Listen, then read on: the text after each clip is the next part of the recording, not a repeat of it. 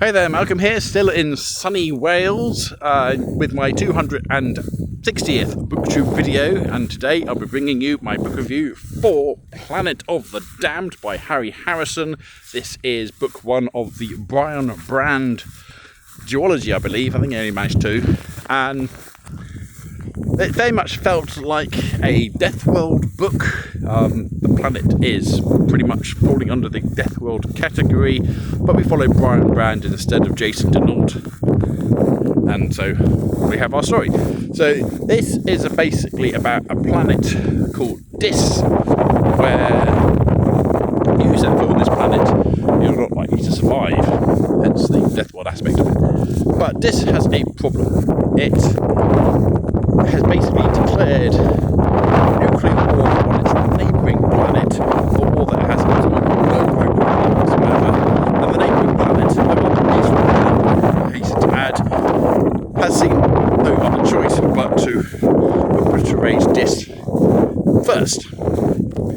And so the buttons, or the bombs are ready to fall, the fingers over the buttons ready to push, ready to cause utter destruction to two planets unless some sort of intervention is called down. And so they call upon this guy Brian Brand, who is a champion of champions. He lives on a very Deathworldish planet himself, where it's winter most of the time and very brief summer where things get on. But during the winter there are what's called the 20, sort of the game of games of 20 major feats of intellect, poetry making, chess, as well as feats of strength and agility and combat.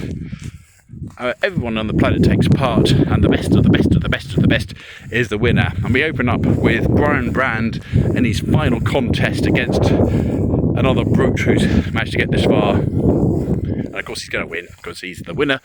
But this is the character. So he's highly educated, highly intelligent, very good at solving problems and solving puzzles. But he's also extremely strong and agile, and has a huge amount of mental strength and physical strength. So he's Arnold Schwarzenegger meets, I don't know, something very great, Einstein, I suppose. All one sort of superhero in the making, as it were. And he's conscripted by this super secret agency who his job is to protect planets from their own self-destruction or other means, to go to this planet, and he has like 3 days in which to fix the problem. So no pressure there then. And on the way they pick up a wee Earth girl who's the paleobotanist. Is she paleobotanist? I don't know. Hey, she's the scientist of the team.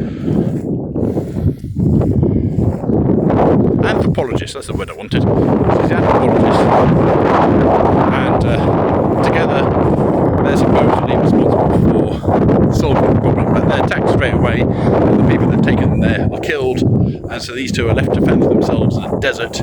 She's from Earth and so extremely weak, and so he has to spend the entire time looking after her and carrying her through the desert while trying to survive himself, and all of that.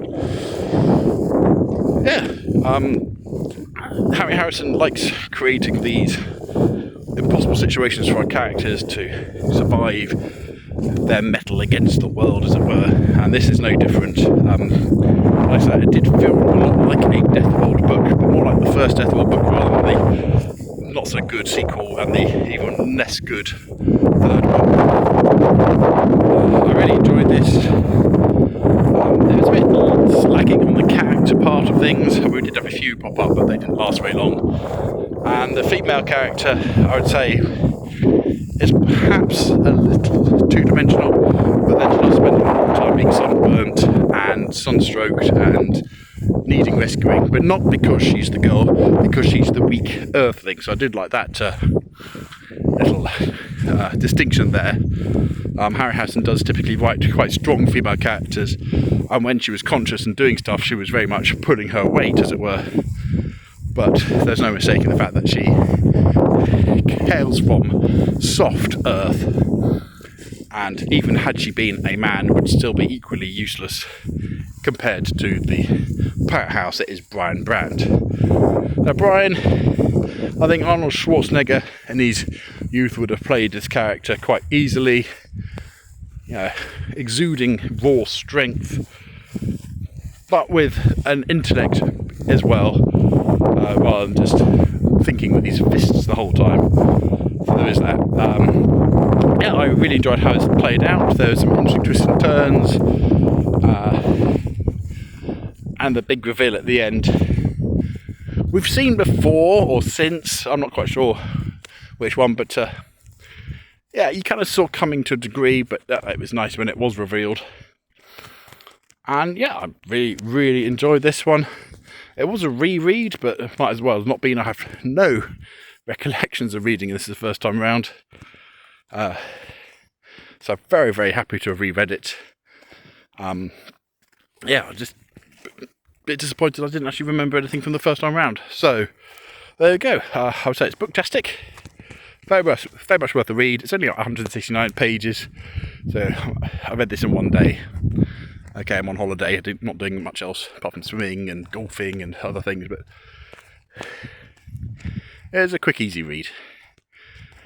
So have you read Planet of the Damned?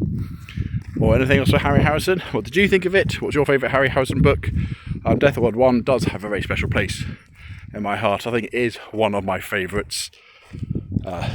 Technicolor Time Machine was the first one I read, but that's another one I need to reread. It's been a long time since I read that one. Anyway, waffling on here, I'll call this one short then. So, comments down below please. As usual, if nothing nice to say, then please keep it to yourself. Thank you. And don't forget to like, subscribe and other YouTubey things if you want. And until next time, see you later.